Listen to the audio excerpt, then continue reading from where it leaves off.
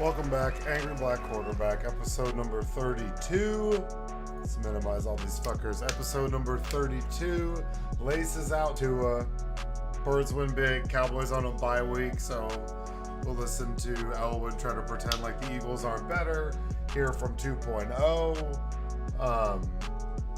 Yeah, hopefully everybody's doing good. Welcome back to the show. Turn off this music. Good God. I think I got these assholes muted because they were being loud earlier. Unmute. Oh, 2.0's just got himself muted. I wasn't saying a damn thing. Hey, Elwood. No, you were doing something weird. James Elwood, everybody. Back again. Oh, it sounded like I was taking a leak. I was probably filling up my water cup from my Brita. That's Elwood probably living his best life since the Rangers are officially in the World Series. Rangers. Shout out Rangers. Dude, Joe, you're muted, Joe. Yeah, the Diamondbacks too. I can't believe they did the 2 games at Philly, just like Rangers did in Houston. Pretty crazy. And okay. And I don't know. I don't pay attention to baseball enough, but I feel like it's usually not 2 underdog teams that make it all the way, and it's underdog versus underdog. It's kind of cool. Well, before I comment on that, 2.0, unmuted, smartest man on the stream, the future of the defense of our homes. 2.0, big man. What up? What up? How are you, sir? I'm pretty good. You know, Broncos finally got a win. True.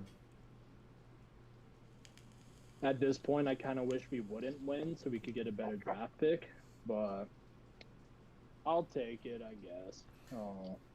More on that to come later. Yeah. But yeah, I'm doing good. Well, that's good. And Elwood, yes, good for the Rangers. I shout out Rangers. Honestly, it's fucking awesome. They had, back-to-back heartbreaks in the World Series to make it back. Barely get in to the playoffs. Started off super hot. Yeah. Died off in the middle of the year. Looked like they weren't even going to make. Barely get in. It just. No, it looked like they weren't really going to get in. There was over like the last game of the season. In a 30-game stretch, they had to win something like 24 out of 30 games, and they lost like 9 straight. So they were. No, we were number 1 in the division all year. And then they slid. What I'm saying is they started off super hot, at the end. tons of runs, but crazy path to get to the World Series. It's wild that they're in it. I remember being a kid going to the opening day at the ballpark in Arlington, early 90s. Rangers are legit, so fuck yeah. It's going to be wild. I'm already seeing tickets. People have tickets. They're selling them for like $1,800, $2,400, $2,600 a pop. Yeah, real crazy. Real crazy. Bochy, undefeated in Game 7s in the postseason. Crazy.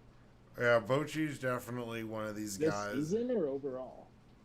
Overall, in his whole career, he's never lost a Game 7 in the postseason. Oh, I thought you were talking about the Rangers in general. I'm like, isn't that how you lost your World Series last time? Yeah, no, our manager. He's the one that beat us last World Series. Bruce Bochy. He's taken 5 or how many different teams to the World Series? I think it's 3 different teams to the World Series. So the Rangers. 3. Yeah, 3 different teams to the World Series. Now 4. Wait, who else besides Rangers the makes Giants? 4.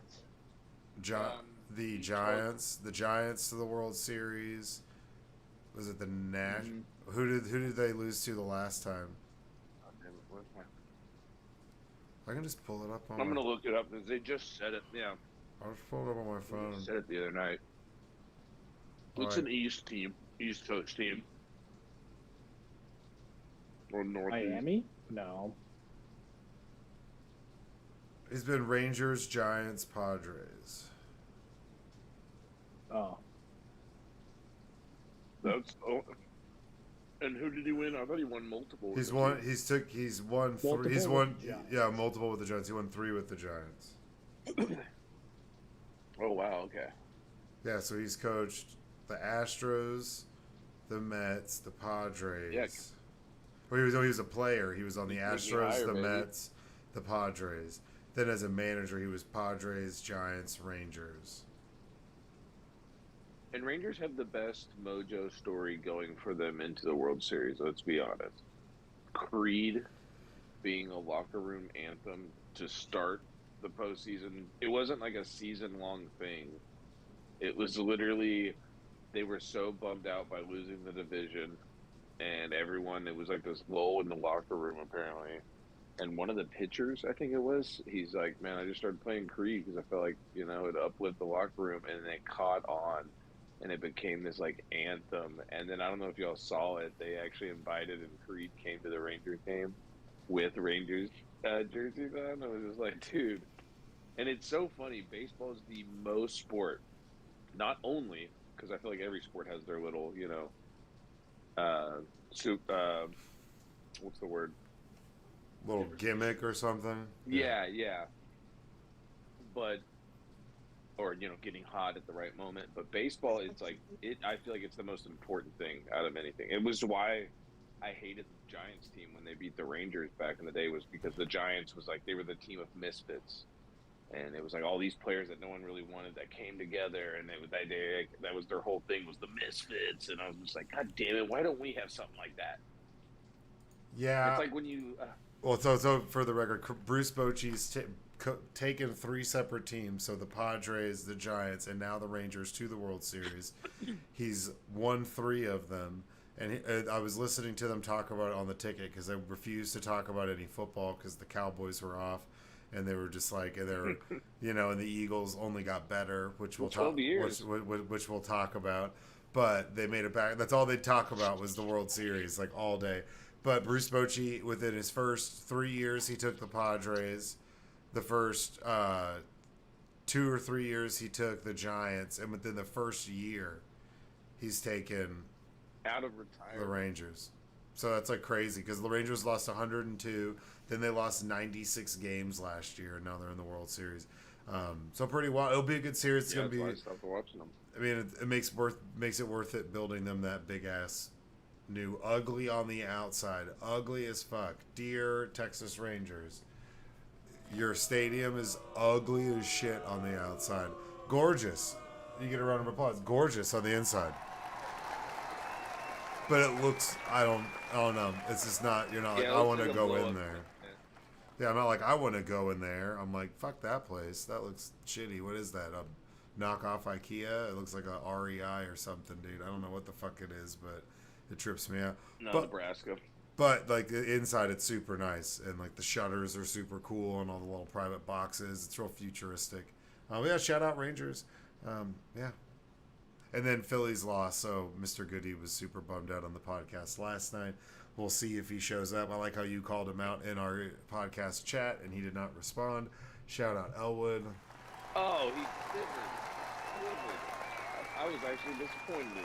I thought he was gonna respond. He didn't say shit.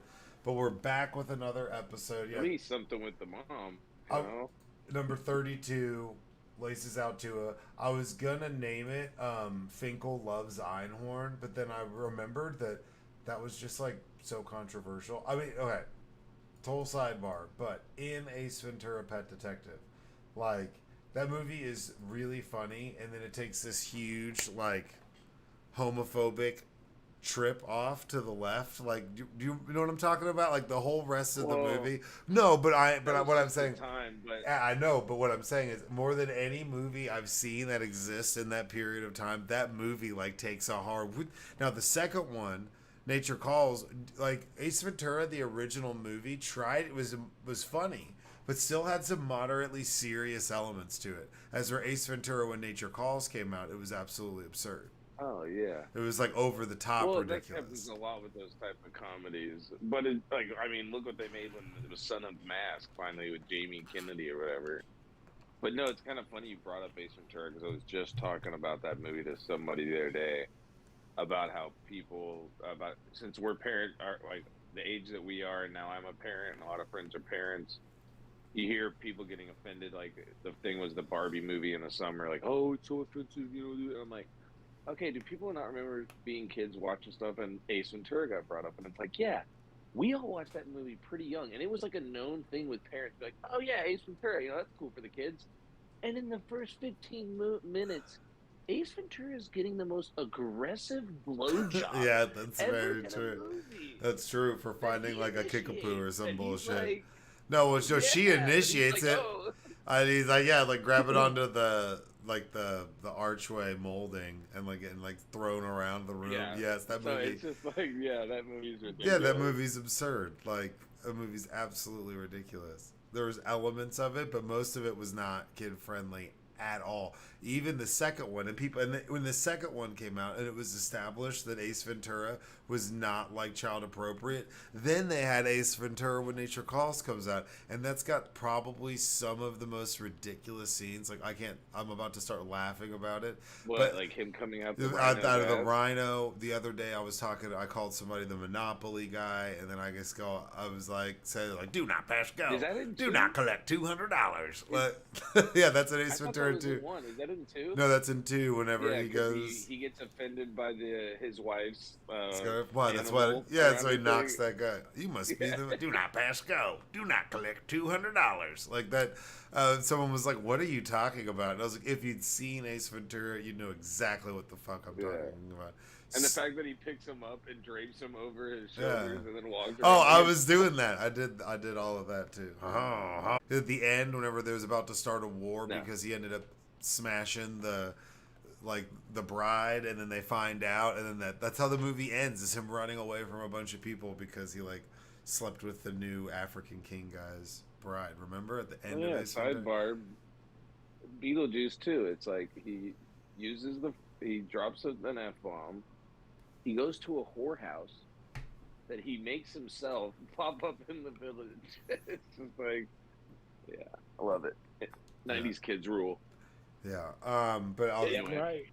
But I went with Laces Out too, because Born in '99. I'm a '90s kid. I I'd like to point that out.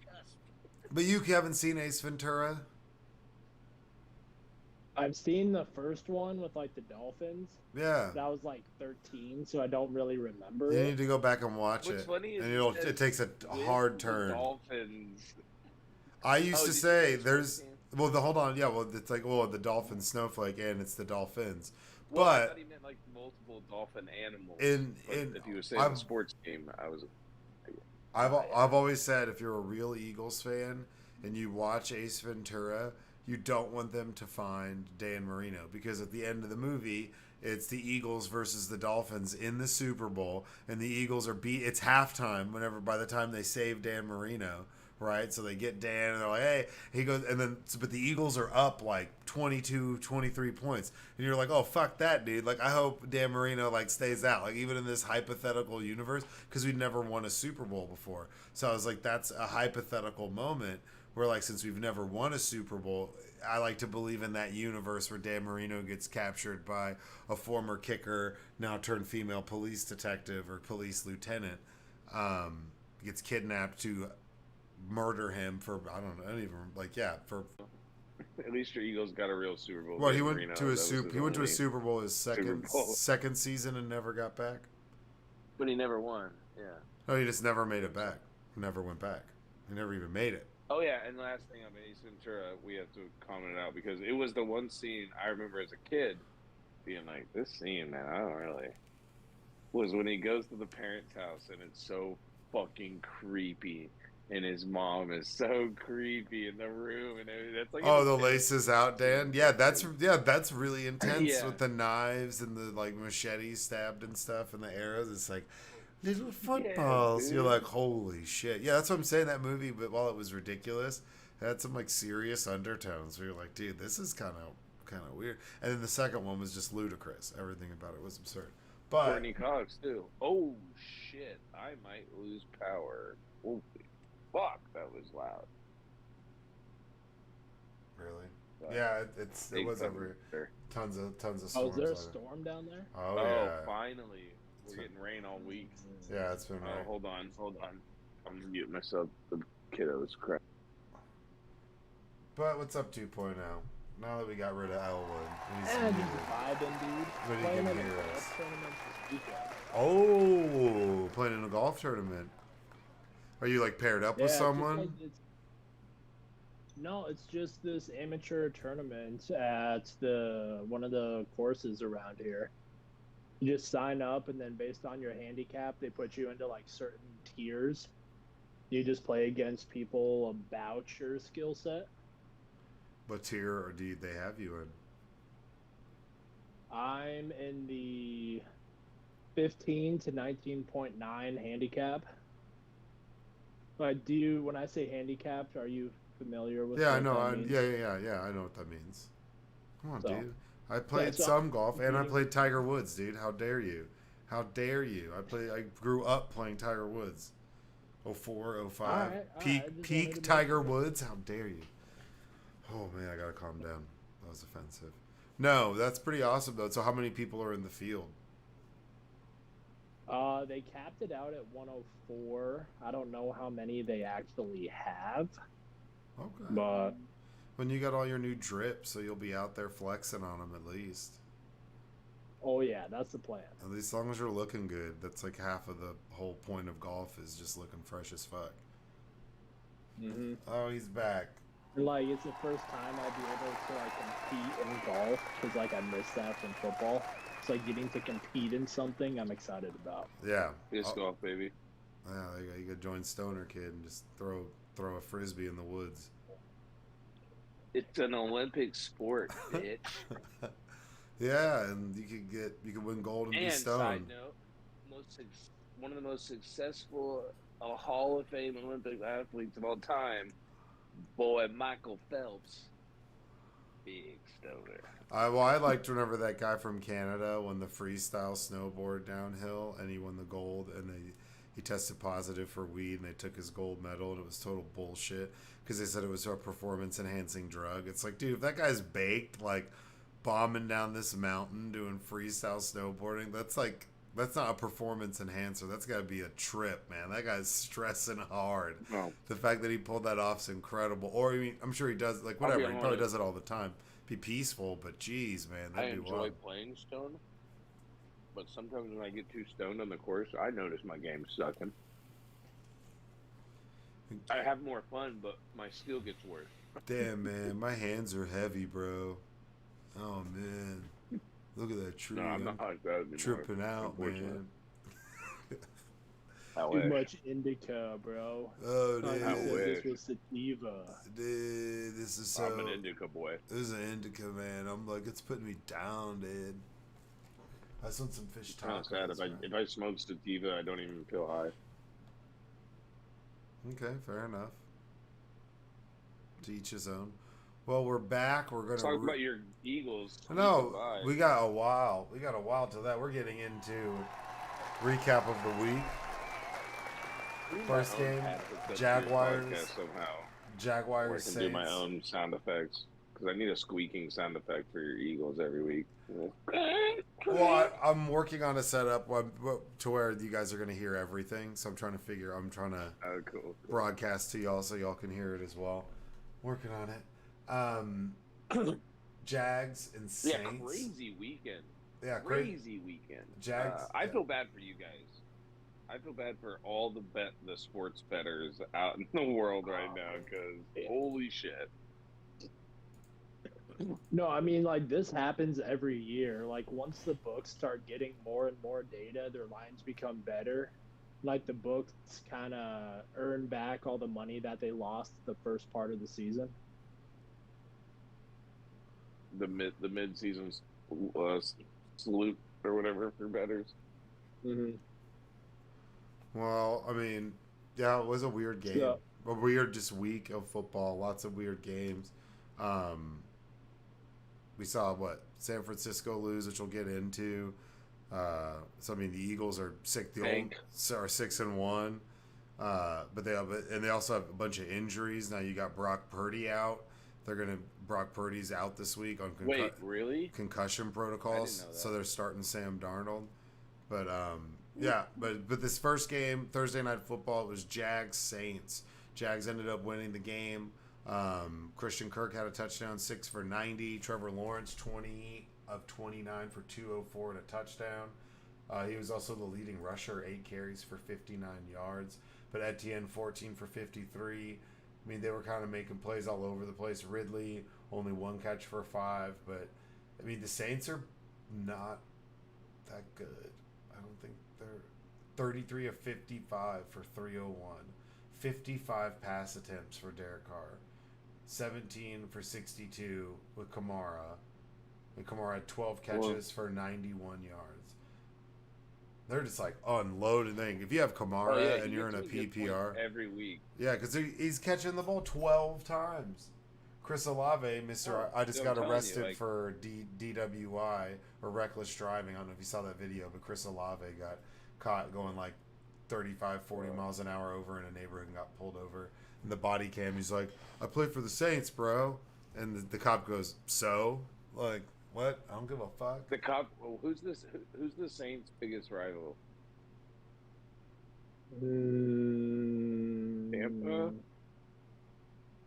Yeah, one of their division rivals, if I had to guess. Well, that'd be funny if he was like, "I'm a Tampa fan. Well, I don't give a fuck." No, I mean, yeah, I don't know if they have like a big rival, because you could say that, yeah, somebody in the division, maybe Atlanta or Tampa, definitely not the Panthers. You could make a case that for them, the Cowboys are a team that they have issues with and they like to beat. Just because because there's a big fan base out here that moved here after Hurricane Katrina and stayed in Texas. Right. So whenever it's like Cowboy, and the Saints were peak Saints, and they played the Cowboys in Texas Stadium, I mean, that half of that stadium was black and gold. That shit was wild. And they travel really well, but probably in the division. But I mean, if you have Derek Carr throwing the ball 55 times, he's always got a banged up shoulder. I mean, I don't know what they're doing on offense. Michael Thomas 3 for 42.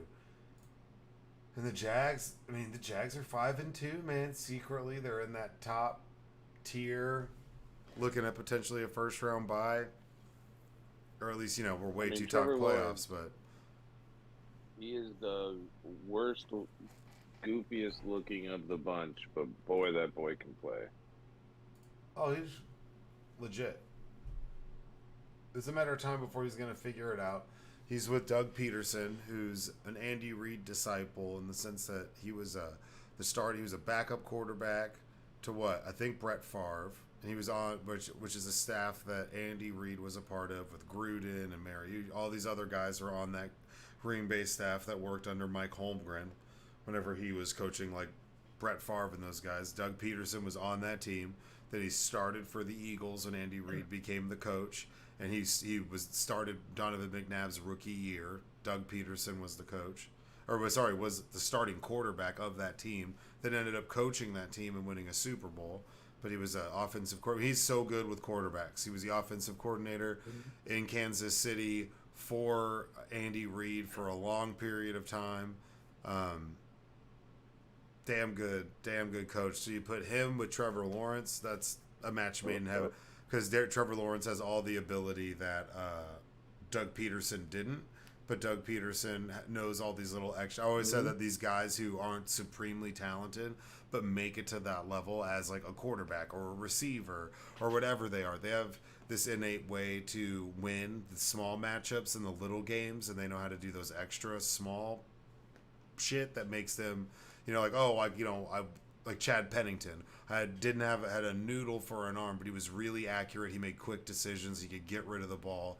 That's why he was good. So Chad Pennington would be a great quarterbacks coach, because if you put him in his mind and how he views the field with someone like Justin Herbert, if he was with a better quarterback-driven coach, and like they were like that on their franchise, he'd probably perform better because he can do all the things that like Doug Peterson couldn't. But Doug Peterson can teach you all those quick, small reads that a lot of people miss, or they're lazy and they don't want to pick them up because they're just their arms that strong, or whatever the fuck. So I think that's good.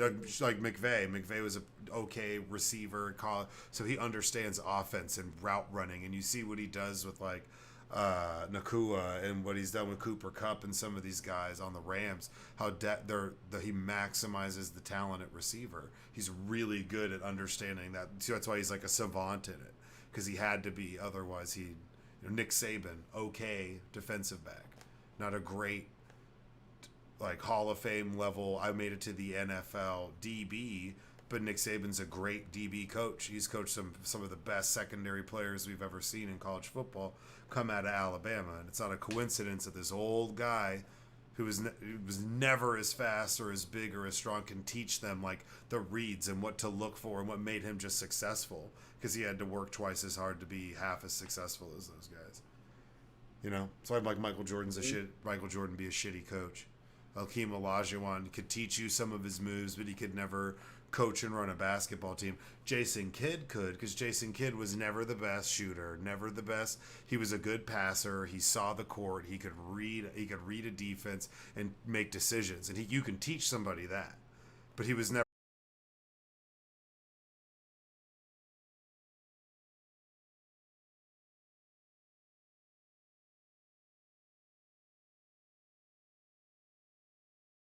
But if you Yeah. make Debo win a playoff game, that's pretty impressive.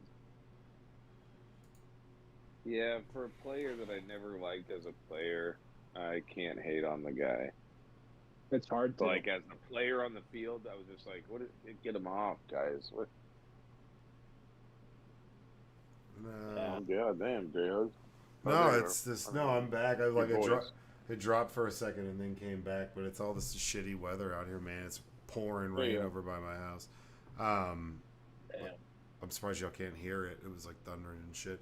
But yeah, I don't know. I've just always felt like if you're, it's those little things that, you know, like Wes Welker would be good at teaching people. That would be good at teaching people how to run routes. T.O. would be a shitty coach on this is how you should play wide receiver.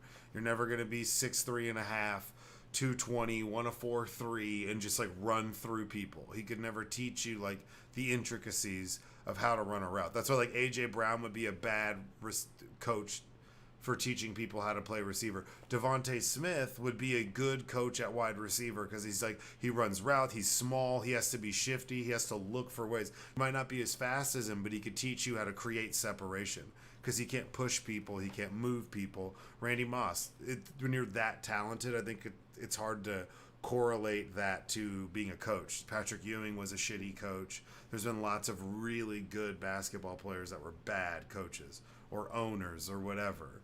You know, Magic Johnson Magic wasn't a good coach. He was a great player, not a good coach. Good owner or good part of an ownership team, but they won a championship after he left. And it wasn't like because it's always kind of all about Magic. So, anyways, but yeah, I mean, Jags handled the Saints. The score was closer than I think the game actually was, because at the end of the game it just wasn't. Also, a big drop touchdown pass at the end of the game to potentially tie it up to Morneau, I believe, in the back corner. It bounced off his hands on 3rd and goal. Towards the end. And I felt bad. He was really disappointed in himself that he actually overcame, I want to say, leukemia in the offseason, got treatment over like the past year and had like a crazy battle. So shout out to him for overcoming that, making it back to the league and playing. And he just was like really hard on himself. You hate to see that, but hopefully they, ring that bell for him to get a touchdown this upcoming week. Something like that. If you're the coach, you got to dial his number to let him like shake that shit off. Second game, Falcons beat the Bucks. Shitty, ugly game. That's what we were saying are the Falcons a good 3-3 or a shitty 3-3? Well, they're 4-3. Desmond Ridder, 19-25. Algier. This game has a lot of controversy around it too, but Tyler Algier had 21 carries for 59 yards. Drake London, 6 for 54. Baker, classic Baker. If he throws for more than 30 times, you're losing. 27 of 42 for 275, a touchdown and a pick. Only Evans had 6 catches for a touchdown. Bijan Robinson only had 1 run for 3 yards. They're looking into like tampering or something.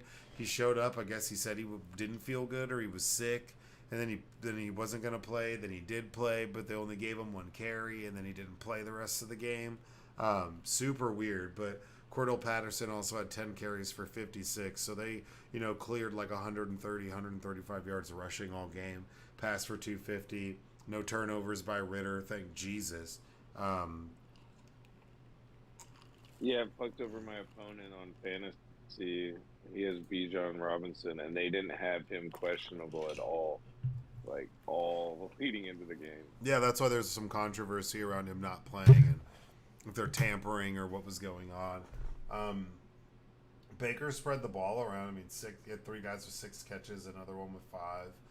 But What was the Falcons end score of that? Like 13-10 or something? 16-13. It was a game-winning field goal at the end of the game by where is it? Young Hoku, and it was I think it was the 51-yard field goal. So he kicked a long field goal to win the game and stop overtime from That's happening. right, because I remember seeing. I was like, wait. Who's that Asian dude on the field? And I was like, oh, that's the kicker. When they were like lifting him up on their shoulders. He kicked it and he just like flipped his helmet. It was actually kind of tight, but Falcons pull that off over the Bucks. The next game of the week was Bears-Raiders. Bears kicked the shit out of the Raiders. Interesting story because they started Brian Hoyer. He's been around for infinity. Then they had he was playing against Tyson Bagent, and Tyson Bagent was like, he won the equivalent of the Heisman in Division II. His dad is a 19-time arm wrestling champion. I think his name's like Travis Bagent. He's won 19 arm wrestling titles. Some right-handed, some left-handed. I'm not even making that shit up. That's a white kid too, right? Yeah, that's his dad. He was 21-29. What are the weirdest name for a white kid or a white football player? Say that name again. Tyson Bagent. Dude, never in a million years if that was like, dude, that's our quarterback. I'd be like, oh, dude. But his dad's a 19-time arm wrestling champ, and he probably loved Mike Tyson. And he's like, I'm naming my kid fucking Tyson after Mike Tyson. He's gonna be a fucking bad. I bet you, dude. And what, he's just making it in the NFL, so that'd be like, like post prison, probably like pre Holyfield fight. That's like his kid, you know what I'm saying? Or maybe even post Holyfield fight, and he was still like, I'm naming my kid Tyson. But he was 21-29 for 162. I kind of felt bad for Justin Fields. I saw a meme where it said Justin Fields starting as a Bear quarterback 1-13 or something, and then it said Tyson 1-0. I was like, ooh. But I mean, he played okay, 21-29, 6 for 162 and a touchdown. That's the first undrafted rookie, starting quarterback to win a game in like forever. Like starting, like their first starting appearance, win their game as an undrafted rookie free agent. Then but they ran the ball a lot. Devontae Foreman had 16 for 89 and 2 touchdowns. Evans had 14 for 48.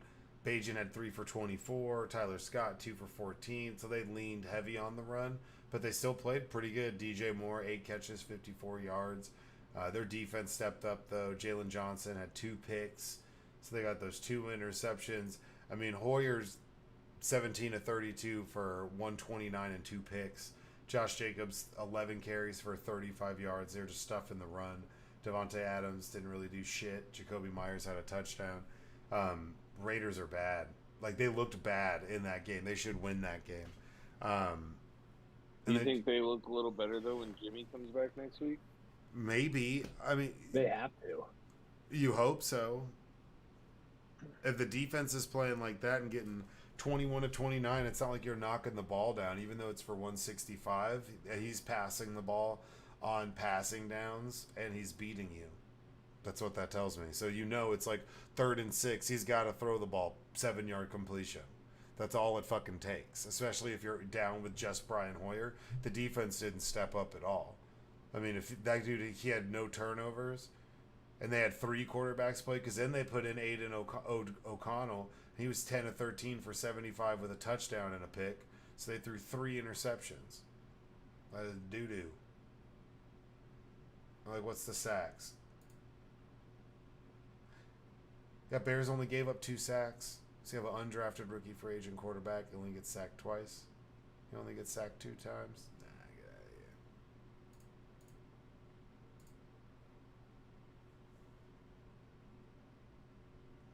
here. Dude, this weather is pissing me off. Browns, Colts. Oh. Browns, Colts. Well, no, it's just messing with my internet. Browns, Colts. Browns ended up winning this game. They go to 4-2. Colts lose 39-38. Controversy. Tons of controversy with some bad calls. That looks like the Browns got like a bad pass interference on an uncatchable ball in the end zone. bunch more plays. Yeah, definitely. Yeah, that was garbage. But Gardner Minshew lit it up. Jonathan Taylor, if you're a Jonathan Taylor owner, 18 to 75 for a touchdown. Josh Downs 5 for 125 and a touchdown. Minshew 15 for 23 for 305 and 2 touchdowns. He can sling the ball. So I mean, they 38 points on this Browns defense is good. We saw what they did to the Niners last week. So that just shows, like, you know, they have the big play potential. But Phillip Walker, 15 to 32, he had a pick.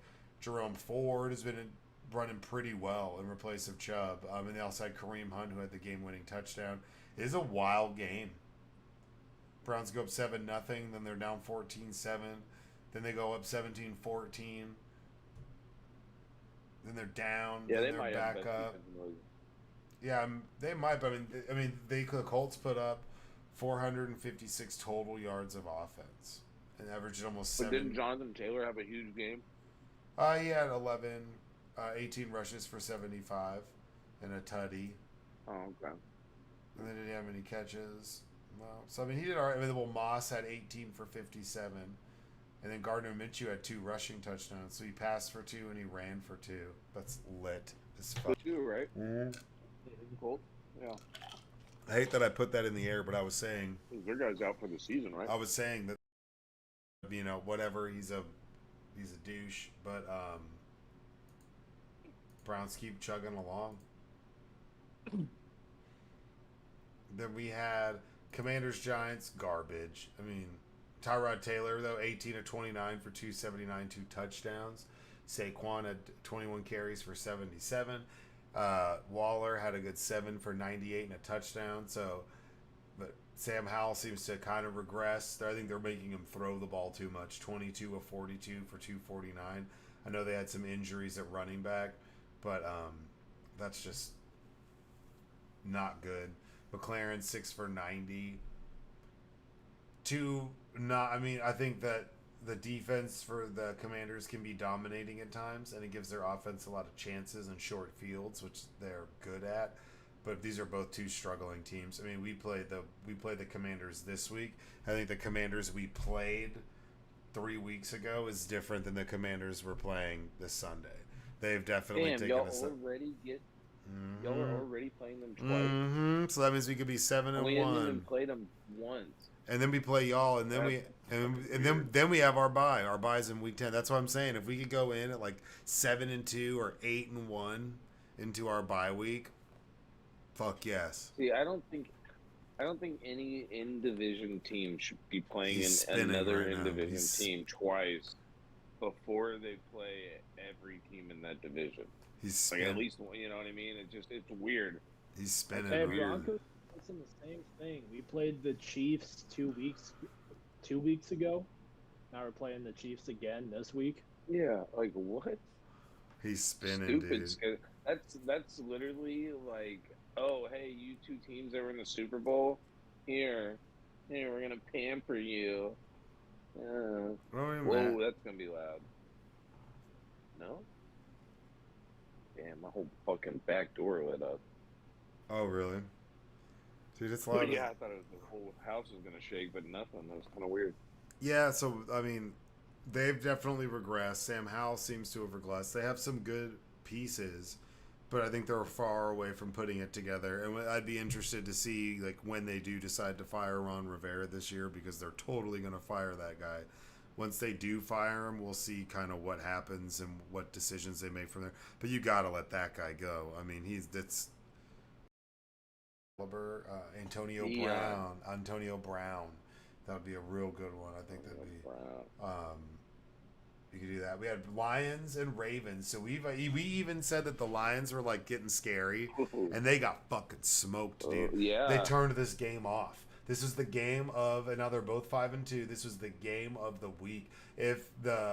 Especially with 49ers losing this week, had they won this game, they would have been tied for first with the Eagles and atop the NFC. They would have been the one, or maybe even number 1, maybe based off point differential or something. They would have been potentially the number 1 team in the NFC, and they get smoked 38-6. Lamar Jackson made it look easy, 21 of 27 for 357 and 3 touchdowns. Those are NCAA numbers. NCAA football numbers. Jared Goff, 33 of 53, 284. Ooh, that's bad. With a pick. Gibbs, 11 for 68 and a touchdown. Amon-Ra, 13 for 102. That guy's a fucking monster, dude. Amon-Ra's wild. And Gibbs also had 9 for 58, so he had over 100 and like 116 yards total with a touchdown. But man, the Ravens just went off. Gus Edwards, 1 catch, 80 yards. Yeah, I guess I jinxed the Lions there because I said they were the most consistent team. And then they just plummet. Zay, 4 for 75. Mark Andrews, 4 for 63. Beckham, 5 for 50. 2 for 16. 2 for 31. 1 for 12. Literally every single person's catch per average, except for Keaton Mitchell, who's their fullback, I believe. No, that's Richard. Mitchell had 1 for 9, and then Beckham was 9.8 or almost 10 yards. So everybody's catch was for a first down. And then even Gus Edwards went off on my bench. Yeah, he had one. Because he had 14 carries for 64 yards and a touchdown, and then he had 1 catch for 80 yards. That's fucking wild. They were all over the place. They looked like they're being a little bit maybe overlooked in the AFC as well. It looks like they might not be giving them enough respect in the AFC. The Ravens looked legit right there. If they play like that, that team's really hard to beat. Ravens-Eagles Super Bowl, that'd be a crazy-ass game. That'd be a wild game. Talk about matchup. Our D-line and our ends and Hassan Riddick and fucking Jalen Carter. Hold on. Our pass rush versus like one of the most athletic people we've ever seen play the quarterback position. That would be a crazy game. You're going to the Super Bowl? Is that what you're saying? We have a better chance than the fucking Cowboys do. Are Eagles fans slowly turning into We're the number one Cowboys team. fans We're every year? Well, we've been like twice in what? Like 5-6 years, something like that, since we won in 2017. So we've been to 3 since the last time you guys won like an away playoff game or won a championship game. Can't win the division twice in a row. So well, right now we're 6 and we're what are we? We're 6-1, and I think we have the best chance of winning the division right now. We'll see when you come out of your bye. I can't wait to watch y'all play Miami when they're probably and we'll see how that goes for you. Yeah, because anyways, we'll continue. But Ravens don't play Miami until the end of the year. Ravens look good. That's all I'm saying. Ravens offense look good. Their receivers look good. They get open. They're focused more on the pass and the run, so they're complementing it well. They looked really balanced. They were good. Patriots beat the Bills 29-25. What a weird fucking score, dude. That's just a Bill Belichick masterpiece. Yeah, Josh Allen 27 of 41, 2 picks or 2 touchdowns, 1 pick. Mac Jones 25 of 35 for 272 and 2 touchdowns. There was that touchdown at the end to Gesicki with 12 seconds left. They were down 22-25, and then that put them up.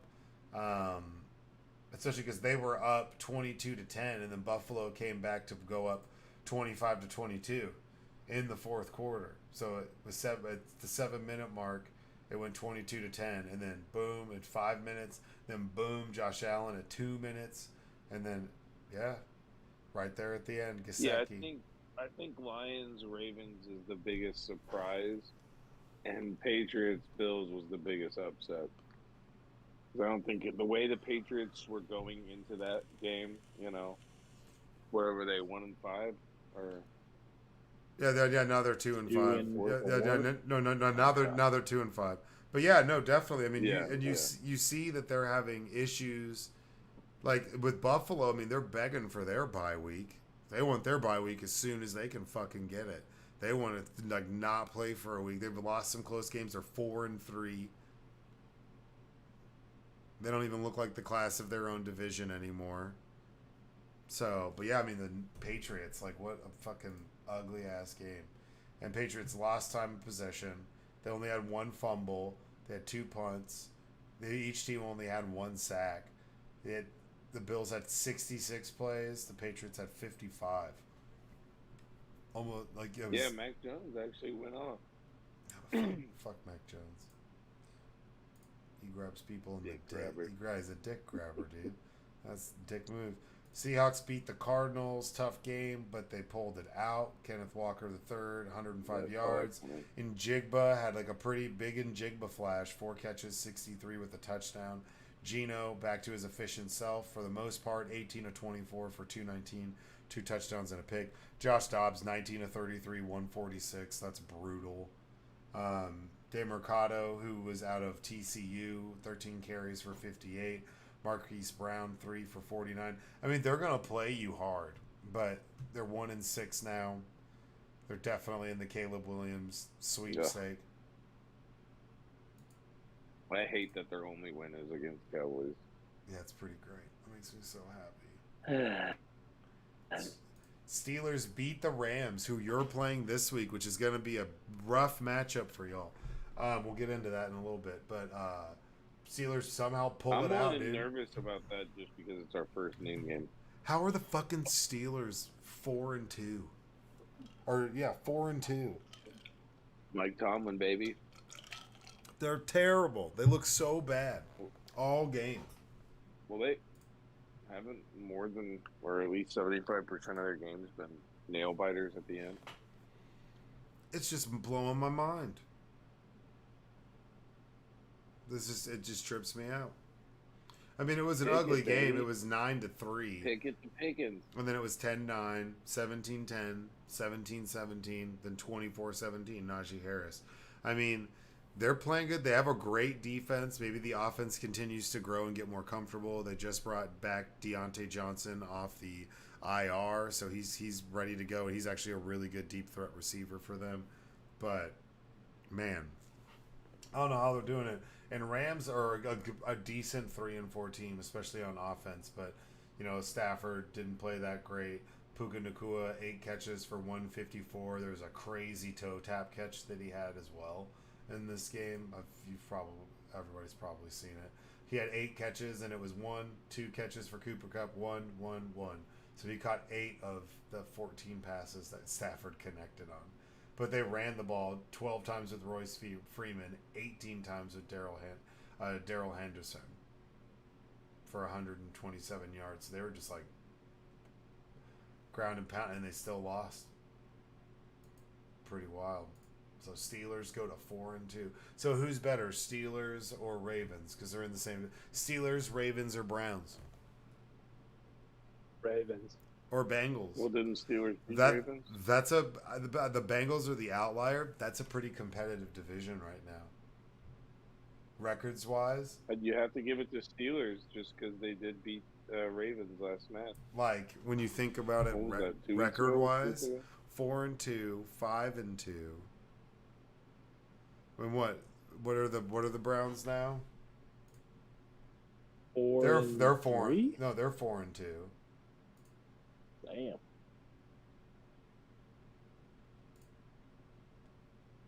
Yeah, and they played the Seahawks this week, another team that's 4-2. That could be a really good game. Yeah, but you know, Steelers over Rams, kind of crazy. Chiefs kicked the shit out of the Chargers. Chargers are in trouble, man. I've said it. They're not making the playoffs. And it's wild because their offensive stats are nuts. But Herbert, 17 of 30, 259, a touchdown, 2 picks. Rushing wise, Kelly 7 for 75 and a touchdown. Eckler 14 of 45. He's been struggling coming back. Then receiving wise, tell me about it. Joshua Palmer, who I think is low key a fucking badass, 5 for 133. Keenan Allen 4 for 55. I mean, but they're giving up They're giving up like 380 yards passing a week. Like the worst pass defense in the history of football right now is the San Diego Chargers. Like, everybody is lighting them the fuck up. It's crazy. 32 of 42 for 424 yards, 4 touchdowns, and 1 pick. That's wild. And then Pacheco, 13 for 32. They didn't even have to run the ball. They just stopped. Travis Kelce, 12 for 179, then 3 for 84, 5 for 60, 4 for 28, 2 for 24. He completed balls all over the place. Their defense had a couple picks. For Brian Cook and Snead. This Chargers team, and now they fall to 2-4. They don't make it. They don't make the playoffs. They're not. They are who I thought they were. And, you know, the Chiefs, fuck them. Fuck the Chiefs. That's all I got to say. Well, I mean, I get it, but it's like there's articles like, oh, is Kelsey playing better because his girlfriend's at the game? I'm like, oh, dude, like, what is going on? Like, what is this becoming? This is so goofy. That doesn't need to be like a topic. Yeah, I don't care anymore. They don't like that. Doesn't need to be a topic. I don't need to listen to a bunch of old ass white guys who listen to, like, I don't know, fucking Billy Ray Cyrus all day, talking about if Taylor Swift being at the football game is making Travis Kelce play better. That's cringe as fuck. I don't need to listen to a bunch of. There's a way to do that, and the Rangers are doing it right. And it's Creed's making them play better. Well, but that's Creed. Comes to the game. They put Creed on showing the history of Cowboys on Thanksgiving. Can you take me higher? And there's that ball guy on the sheets, and he's just like zip lining across that shit. That was incredible. Like that changed. Seeing that for the first time changed my life. I was like, I know what I should do now. I know who I am. Be a Cowboys fan. I feel like I've grown as a person, bit more than I ever could have grown. This is just, I felt fulfilled. But yeah, Packers, Broncos win. Jordan Love looks like doo-doo, dude. Is Jordan Love low key trash? Do they wish they had Aaron Rodgers still, if he was healthy? How do you not? Yeah, because Jordan Love's struggling. 21 of 31 for 180. Okay, dink and dunk. But also 20 of 29 for 194 and a touchdown. Okay, dink and dunk. But you guys pulled it out. Javonte Williams, 15 of 82. Looks like they were listening to you. Cortland Sutton signing, 6 for 76 for the touchdown. 15 carries for 61. It looks like the leading receiver for the Packers was 2 catches for 34 yards, and that's A.J. Dillon. Then it was 4 for 30, and everyone else was less than that. Packers offense looks bad, man. They look bad. If they're 2-4, do they draft a quarterback if they have the opportunity to get someone like Caleb Williams, or do they trade back because they go for somebody else?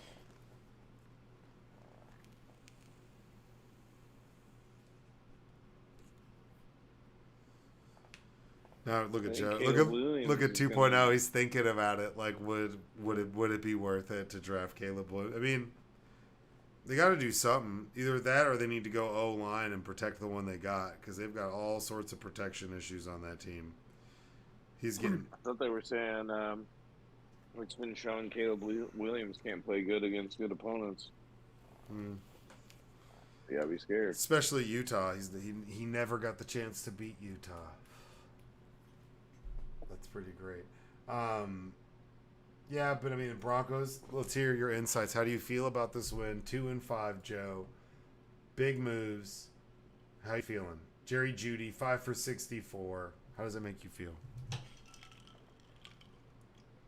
If Jordan Love was a better quarterback, was an average NFL quarterback, I feel like we would have lost that game. But, our defense is playing better. We're showing improvement. We're showing life. I feel like the fact that we've traded away a lot of our older guys, these younger guys are embracing the role. They're stepping into these new positions with a greater responsibility. They're trying to show that they're here to stay for the future. They want to be a part of what this team is going to do in the next 3, 4, 5 years. Yeah. I do think Jerry Jeudy is the next person to go. It was a good experiment, but I can't blame Jerry Jeudy. He never really had anyone to throw him the ball. I wish him the best of luck wherever he goes, and that's just kind of that. It'd be like Atlanta or something. Or Carolina. I could see Carolina going after him. They got a bunch of cap space. in assets. But I mean, yeah, that's a big win for y'all. 2-5. They did get a lot of well, they got a lot of rid of some big contracts, heavyweight. Yeah, Kareem Jackson. How do you feel about him being suspended? I don't know. I feel like the league is trying to make an example out of him. I don't feel like Didn't they it's drop it to as 2, big though? of a deal. Huh? I thought after his appeal, they dropped it to 2 games instead of 4. They did, but like, there's all these people creating this bad narrative around him. I just don't think that's completely true. Like, he's playing football. Like, he's a veteran. He's been in the league. I don't want to misspeak here, but he's been in the league a long time. Like, the league is different than how it was when he first started. Like, safeties could hit, they'd hit a lot harder, and I'll be honest, I know like nothing that we're of his. seeing these. Sorry, we're seeing like No, I you're like that we're seeing all these older guys like still playing football, still giving the big hits that people love to see. That's a big reason why people love to watch football. Yeah, I mean, Yeah, I watched the replay today on a show. I didn't think it. I don't know anything of his past, and I think that's what might be what you were saying. Like, people are kind of not giving him. It looked like he tried to go shoulder. He just kind of was like, went in and just cut, and it was just like that crazy. I mean, this is the thing we have to like. It's a game of football. It's not the highest impact because I think hockey, my hockey is number one, yeah. but it's high impact sport, and so like things like this are going to happen. I mean, look at the Miami game where the 2 Miami secondary dudes took each other out. It's just like, well, are you gonna find them for taking out each other? Not just for hits, but the league has passed out $13 million in fines this year, and some of those being for touchdown celebrations. Hits, tackles, touchdown celebrations. They've passed out $13 million in fines so far. That's crazy. And it doesn't look like it's going to stop. Yeah, like Goodell doesn't make enough money already. He just got an extension too. He just got an extension. So, but another and then the ref. And then the other game, San Francisco 49ers versus Minnesota Vikings. Vikings ended up winning this game 22-17. Brock Purdy 2 picks, 1 touchdown, 21-30. Cousins 35 of 45, 378, 2 touchdowns and a pick. McCaffrey 15 carries for 45. He came active after he hurt his oblique. Came back, and Addison, just like we said last week, 7 for 128, 2 touchdowns. He had one where he had an interception where they snatched the ball away from him, and then he ended up snatching a ball away for a touchdown catch later. That was pretty fucking badass. But yeah, I mean, they got lit the fuck up. They got a lot of injuries right now. Debo's out. Now Brock Purdy's out. Vikings pulled this out. They're at 3-4 now. What were your thoughts on this? Do you think the Niners are in trouble long term?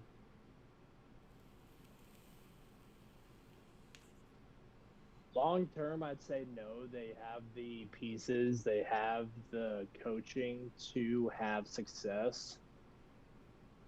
I think they're just facing hiccups or facing challenges. I think a little bit of it is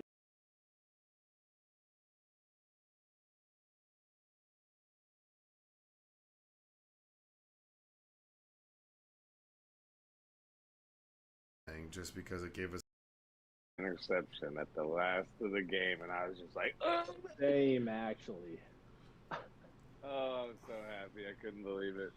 Nice. What's your record in fantasy right now, Elwood? And it made me happy that the 49ers. I'm 3-4. I've had a lot of bad injuries to start. Like I said, Dobbins, Eckler, Devontae Adams. Yeah. Not a good year for my players. So What's your fantasy record 2.0? 4-3. Oh, other side of the track. Yeah, I mean, I'm glad they lost because it gives the Eagles a 1-game lead for first place and home field advantage in the playoffs right now. And, you know, we have a tough schedule, so we need all of the cushion that we can get. So I'm definitely glad that they lost. And, you know, Brock Purdy's out with a concussion. We'll see how he bounces back. We'll see how that team responds. McCaffrey's banged up. Like I said, Samuel's out right now. Kind of bitten by the injury bug. But, yeah, I mean, they got worked. The other game, what people thought would be the biggest game, or one of them, Sunday Night Football, or Sunday Night Football, Eagles versus Dolphins. Eagles beat them. It actually wasn't even as close as 31-17. There was kind of a fluky tipped pick six by Jalen Hurts. If that doesn't happen, the Eagles probably win 38-10. But Swift looked well. A.J. Brown has tied the mark for most consecutive games of 125 or more, which is pretty fucking crazy when you think about it. He's on 5 straight games. He had 10 catches for 137 and a touchdown. A couple really good catches. Tyreek Hill had 11 for 88 with a touchdown. That's kind of shutting him down. He was held to under 100, especially with the injuries that they have in the secondary for the Eagles right now.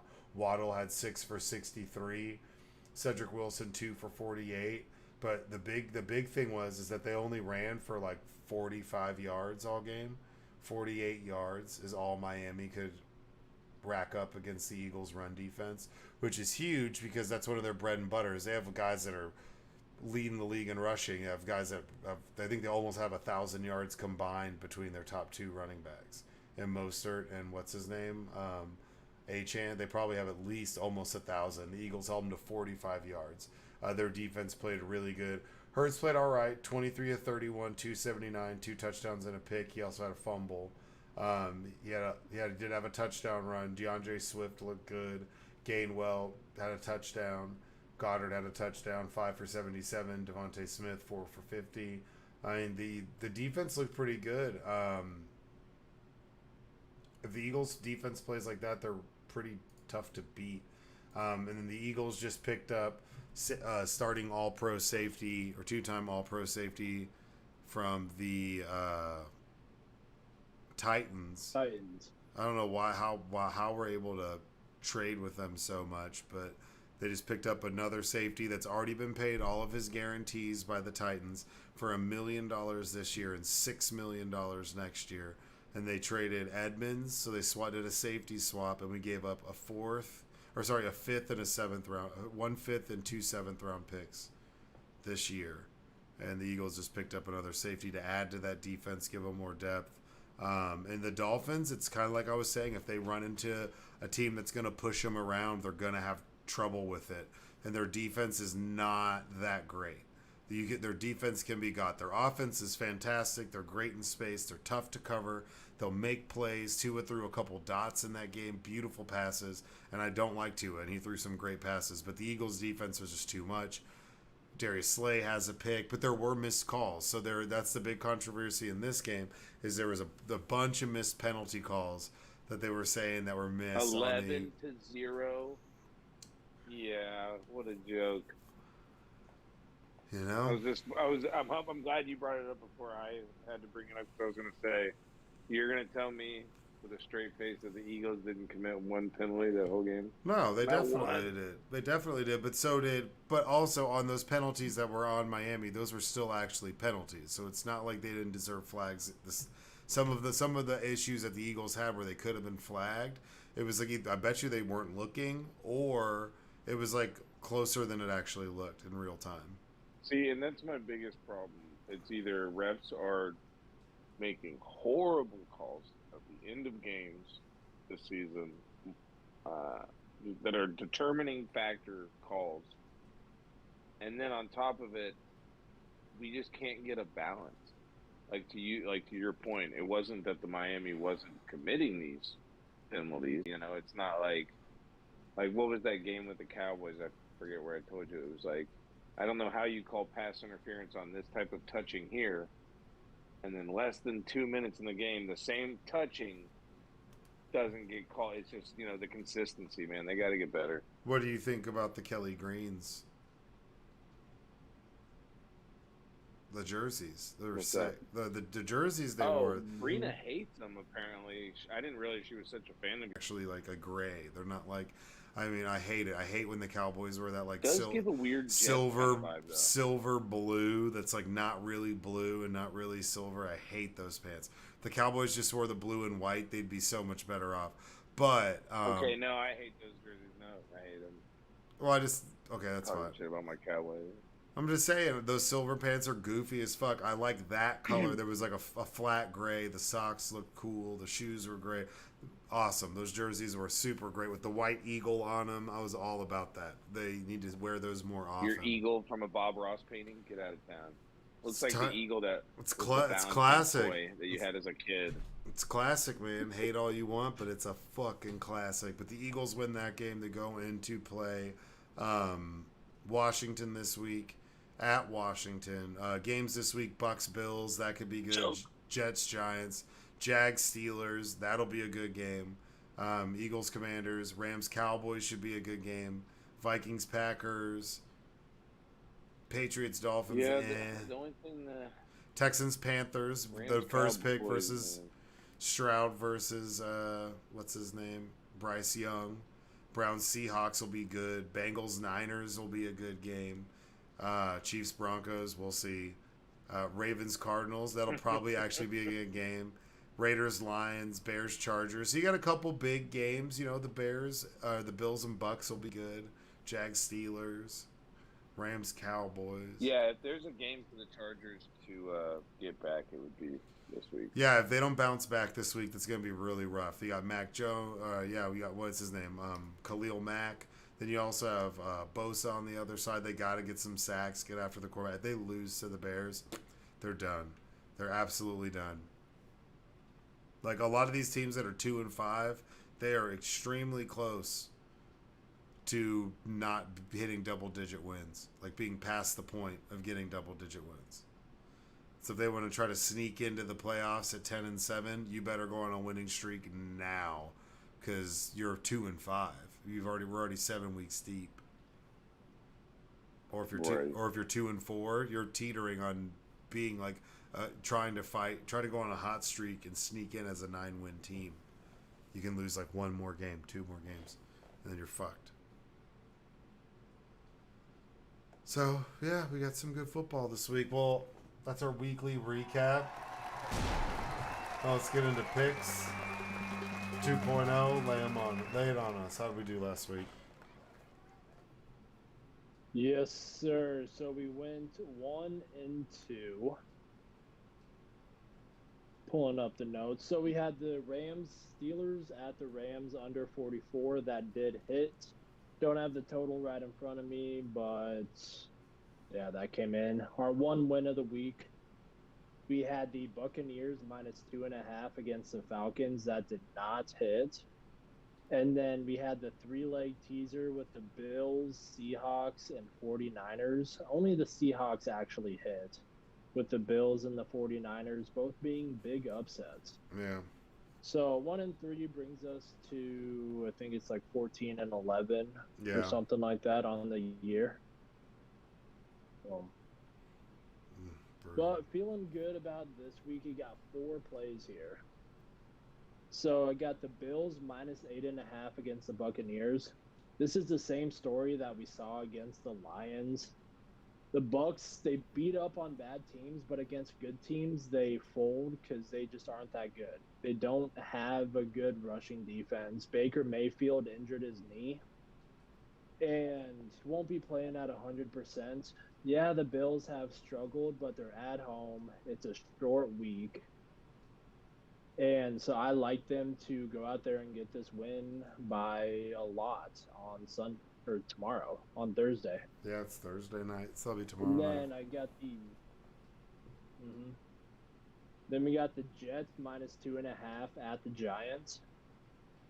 I like this play because the Jets these are 2 teams trending in opposite directions here. The Jets have been playing better. They beat the Eagles. They're coming off of the bye, so they've had time to kind of recuperate. Zach Wilson is playing a lot better, and the team is starting to really rally around him, which is positive to see. Then you have on the other side, you have Daniel Jones, who's thrown two touchdowns all year. Not playing well. Saquon Barkley is questionable. Darren Waller is questionable. That's their top two targets right there. And yeah, the Jets are on the road, but it's a road game for them. And I like them catching less than a field goal here. You can find 3 for the Jets. I prefer to get it at 2.5 just in case they do win by a field goal. Don't expect a very high scoring game, so that half a point does matter for me. So Jets minus 2.5. All right. Yeah. Yeah, and that's like a home game because they both play there. Right? Don't they both? So they both play at MetLife Stadium, so it's not like an away game for anyone. It's just going to be like half and half. Yeah, the two teams with New York and there's names that aren't actually in New York. Mm-hmm. I bet there's more It's Jets funny. fans in the stands than Giants. Probably. I mean, why wouldn't they start Tyrod Jets fans Taylor? are Why wouldn't more they start optimistic Tyrod? this year. Tyrod played good last week. He was efficient. I think you got to roll with the hot hand. Unfortunately, point, you kinda got all that have to. money. Yeah, they owe him a lot of money, but I mean, it's the NFL. They can be like, we don't owe you shit. They could do that pretty quickly. They do it to people all the time. Mm-hmm. And Tyrod Taylor was the first black quarterback to win a game starting for the New York Jets in 100 years. It's actually not true. Geno Smith won a game, I believe. So I was just playing. I'm just fucking with shit. But All right, next play here. We got the Falcons minus 2.5 at the Titans. Like we just talked about, the Titans traded away their safety, Kevin Byard. yep. Correct me. Yeah. Yep. So they traded him away. Ryan Tannehill is not starting. It's going to be Will Levis and Malik Willis there starting at quarterback. They're already in trade talks to trade away Derrick Henry. All signs are indicating that the Titans are in rebuild mode. Don't have a whole lot of faith in them this week. Again, don't have a whole lot of faith in them this week. Their rush defense is also getting progressively worse, and then in comes the Falcons. They're a scrappy team. They're a gritty team. They're not going to blow out the Titans, but I do think they'll be able to get the win behind their rushing attack. And I just think they have the tools and weapons to beat up on this Titans team that's quitting, essentially. And one of the strengths of this defense for the Falcons is their secondary with A.J. Terrell. They have Bates, the third, back there. So, like, they can create some turnovers, especially with a second-round pick rookie making his first start out of a bye. They'll probably limit how much he's doing. But, look for if he, they'll be jumping some routes. They'll be looking to get some picks against the young rook. Sorry, I didn't mean to cut you off. Just that's people don't realize they have to have some top flight secondary players on that Falcons defense. Absolutely. All right, then last play here, we got a just 2-leg teaser. Keep it simple. I've been adding like 3-4 leg teasers. We lose by 1 leg or something. Just keeping it simple here. We got the Chiefs at the Broncos. I'm going Chiefs from -7 to -1. Then we got the Raiders at the Lions, taking the Lions from -8 to -2. Okay. Plain and simple. I mean, the Lions, I do think they will have a bounce back game against the Ravens, or from their game against the Ravens. Game is on Monday night. They'll have that extra day to prepare. So I do like them to bounce back. And then the Chiefs, they're getting a lot better. They're picking up steam. Don't have a lot of faith in my Broncos. If you want, you can add the Eagles versus the Commanders. The Eagles, last time I checked, are -6.5. So you would tease them down to half a point, meaning they just had to win the game in order for that leg to hit. I do like that as well, but for the purposes of the show, I just want to keep it simple. And these are the 2 plays that I like the most. And so that's... Yeah, you never know with the division rivals. Yeah. the Chiefs hold the streak for the longest winning record. Oh, I meant Longest more for consecutive Washington. wins against a divisional opponent. That is the Broncos. I think they've won like 13 or 14 straight games against the Broncos. Ever So real since the Alex question Smith is- days in Kansas City. So Oh wow. so The there's real question is, if you lose money but your Broncos win, will you be happy? let's ride. Not really, because we're just like giving ourselves the worst draft pick. Like we aren't gonna win the Super Bowl. So You're in your first year head coach. We traded so much to get Sean Payton. We're not gonna fire him. Like, what are you playing for here? so do you Right. 2.0 says tank? 2-point tank? Yeah, I mean, considering we fucked ourselves with draft picks trying to get Russell Wilson, we need like all the help that we can get. Yeah, that's true. You're stuck with Mr. Unlimited. Unlimited. That's like the cheesiest shit. He's such a cornball. So Yeah. Did y'all hear will you that thing recap them about, real quick? What's up? Yeah. We'll recap them real quick. Oh, just Yeah, so we got the Bills -8.5 against the Bucks. Got the Jets -2.5 against the Giants. We got the Falcons -2.5 against the Titans. Then we got a teaser with the Chiefs from -7 to -1 against the Broncos. And then the Lions from -8 to -2 against the Raiders. All right. Well, those are your picks for the week.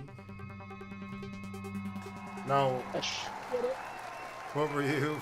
Jesus. What were you? Someone's been listening to Little Pump. What were you rambling about to Elwood? about, I don't know if I mentioned it earlier in the season, but that story I heard about Marshawn Lynch, where he was like trying to get Russell, like he was trying to call Russell Wilson, like when they were on the team together. And it was something about like the press, and like Marshawn was just wanted to tell Wilson, like, hey, if you got my back, I will always have your back. And he couldn't even get Wilson's number to call him because of like the gates that were put up in between to like go through his agent and all this other shit. And it's like, wow. Yeah, that's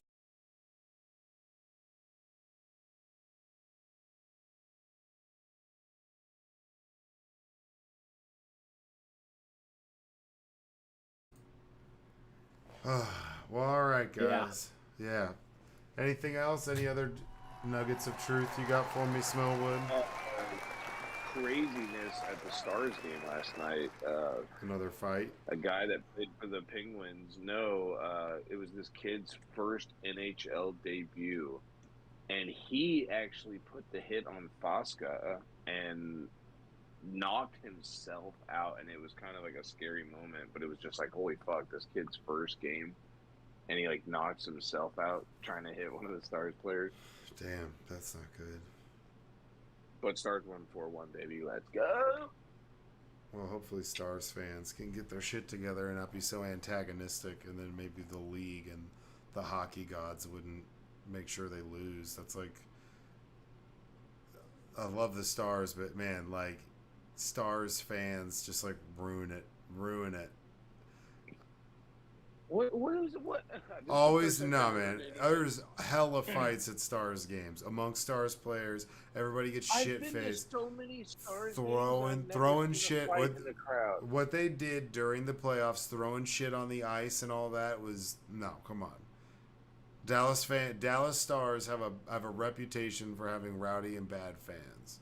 It's not a big deal. Okay, obviously J Hugs knows nothing about hockey. Talking about the Stars like they're the Detroit Red Wings over here. No, Get I out love of the Stars. I'm just saying that they don't do anything to help their public image when they're losing in the Stanley Cup and they're throwing shit on the ice and booing and throwing beers and shit on. There's fights breaking out. This was last year. We weren't in the Stanley Cup last year. Oh no, sorry. To get to the Stanley Cup, that's correct. So to go to whenever they lost in the conference finals, they were being dicks. There was like reports. Said the guy It was on the who news. throws batteries. Get out of town, We're not the only. Oh, we're not the only fans that threw batteries in the 70s and 80s. So Yes, you are. No. You're the only And it wasn't. fan base. No, and it was snowballs at Santa. That's what they're. This guy. Snowballs at Santa. Everyone was Which throwing for me, batteries. It was who like hates the for people me for me who hates the holidays in the first place, of course I'm gonna root for a team that throws snowballs at Santa. That's like right up my alley. That's like, hey, do you want to go play pickup? Do you want to be on the Grinch's 3-on-3 team this year? I'd be like, fuck yeah, I do. He's long. He could probably dunk.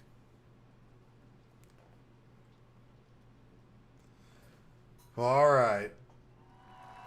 Watch the Rangers. Good football tomorrow, maybe, but I appreciate you guys. What was that? Are you gonna watch the game anywhere Friday? I don't know. You gonna be working? No, I'll let you know. I'll hit you up off air, and we'll figure something out. I might go watch the game. We could probably go watch it somewhere. I'd watch that. I'm down. I'm down with the clown. Well, it's getting late. It's 2.0's bedtime, so I appreciate you guys. You ran a little bit late, but I appreciate y'all stopping by, being here. Elwood 2.0, as always, it's a pleasure. We'll see y'all next week. Thank you for being here. 2.0 got that dog in him. Go Eagles. Cowboys. Well, that's it. Angry Black Quarterback, episode 32. Laces out Tua. Eagles 6-1. Chiefs are 6-1. Looks like there might be a rematch. We'll see. Crazy week of football. Rangers in the World Series. Go Rangers. Shout out Juan Gonzalez and Pudge Rodriguez. Y'all be good. Take it easy. Peace.